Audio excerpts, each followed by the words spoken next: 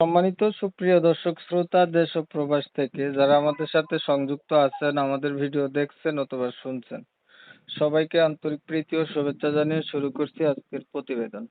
বন্ধুরা, আমার সাথে সংযুক্ত আছে সুইট একটা মিষ্টি মেয়ে। তার জীবনের গল্প কথাগুলো আপনাদের মাঝে তুলে ধরার চেষ্টা করব।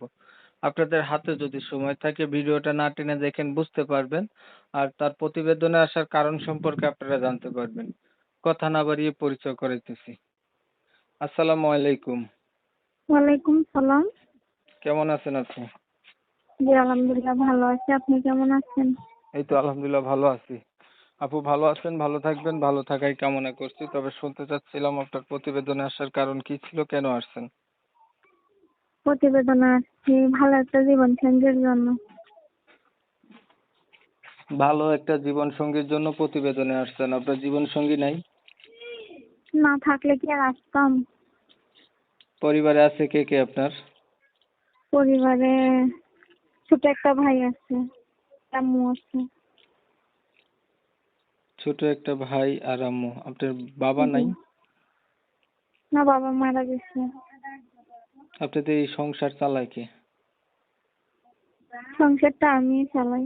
আপনি কিভাবে সংসার চালান, কি করেন আপনি? আমি টেইলারি করি। সেলাই মেশিন নিজের? জি। লেখাপড়া কতটুকু করছেন? এই তো পড়ছি ক্লাস 7 চালাকি। আগে কি বিয়ে হয়েছে আপনার? না না, বিয়ে হয়নি। বয়স কত? 19। তাহলে আপনি প্রতিবেদনে আসছেন, একটা মনের মানুষ চান, তাকে পাইলে বিয়ে শাদী করবেন না? জি। আচ্ছা, ধরেন একটা মনের মানুষ পাইলেন, আপনাকে বিয়ে শাদী করতে চাইলো বা আপনার দায়িত্ব নিল, বাট মানুষটার বয়স বেশি হলো, দেখতে কালো হলো, আগে বিয়ে করতে এমন হইলো, তখন আপনি কি করবেন? না, উনি যদি দায়িত্ববান হন, মনের দিক থেকে ভালো হয়, তাহলে অবশ্যই জীবন সঙ্গী করব। বয়সে ডিপেন্ড করে না। আচ্ছা, এই পর্যন্ত প্রতিবেদন কতবার করছিলেন? প্রথম আসছি। ঠিক আছে আপু, আপনি ভালো থাকবেন। আপনার বিষয়টা আমি একটু ক্লিয়ার করে দিচ্ছি। প্রিয় দর্শক শ্রোতা, শুনছিলেন আমি কথা বলছিলাম, এই যে সুইট আপুটি প্রতিবেদনে আসতে ভালো একটা মনের মতো মানুষ চায়। তবে ওনার পরিবার সম্পর্কে জানতে বললাম আমরা। ওনার বাবা নাই, মাকে নিয়ে থাকে। ওনার বয়স 19 বছর, 7 অব্দি লেখাপড়া আছে। আর হাতের কাজ জানে, সেলাই মেশিন আছে, কাজ জানে। তো যারা হচ্ছে এমন একটা সুন্দরী আপু খুঁজছিলেন, চেহারা সুন্দর হবে, কিছু লেখাপড়া থাকবে বা হাতের কাজ জানবে, তারা চাইলে এনার সঙ্গে কথা বলতে পারেন।